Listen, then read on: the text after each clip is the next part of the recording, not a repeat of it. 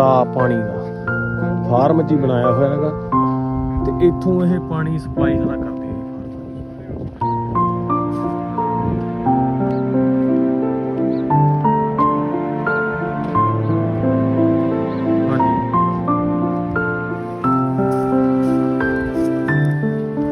ਸੇਜ ਕੀ ਕਰਦਾ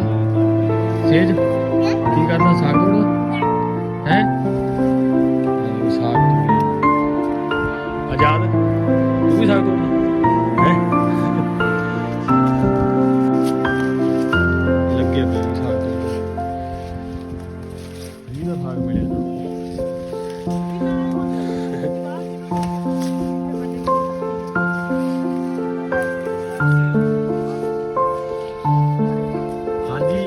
ਆਜ਼ਾਦ ਸਿੰਘ ਕੀ ਕਰਦਾ ਆ ਦੇਖੋ ਸੇਜ ਕਿੱਥੇ ਫਿਰਦਾ ਹਾਂ ਆ ਸੀ ਸਾਗ ਤੋੜਦੀਆਂ ਫਿਰਦੀਆਂ ਆ ਦੇਖੋ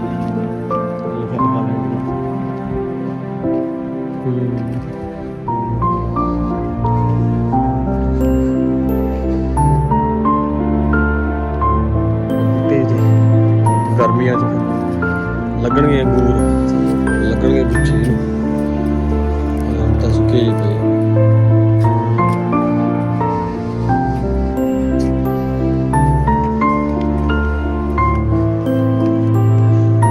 ਆ ਖੜਾ ਵਾ ਟਰੱਕ ਛੇ ਦੇ ਢੋਲ ਪਿਆ ਟੀਵੀ ਵੀ ਰੱਖ ਰੱਖਿਆ ਪੁਰਾਣਾ LED ਦਾ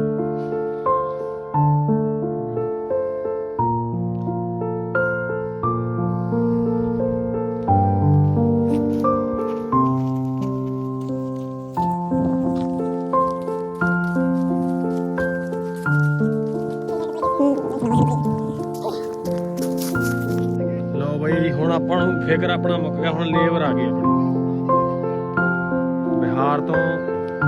ਇਹ ਵੀ ਮਾਡਰਨ ਹੋ ਗਏ ਸਾਰੇ ਤੁਹਾਨੂੰ ਮੈਂ ਦਿਖਾਉਣੇ ਵੀ ਐਡ ਕਾਊਂਟ ਕਰ ਲਾ ਕੇ ਰੱਖਦੇ ਹੈਗੇ ਦੇਖੋ ਫੋਨ ਮਹਿੰਗੇ ਰੱਖੇ ਇਹਨਾਂ ਨੇ ਵੀ ਆ ਦੇਖੋ ਕੀ ਕਰੀ ਜਾਂਦਾ ਹੈਗੀ ਤੂੰ ਕੰਮ ਕਿਉਂ ਕਰਦਾ ਹੈਗੀ ਹੈ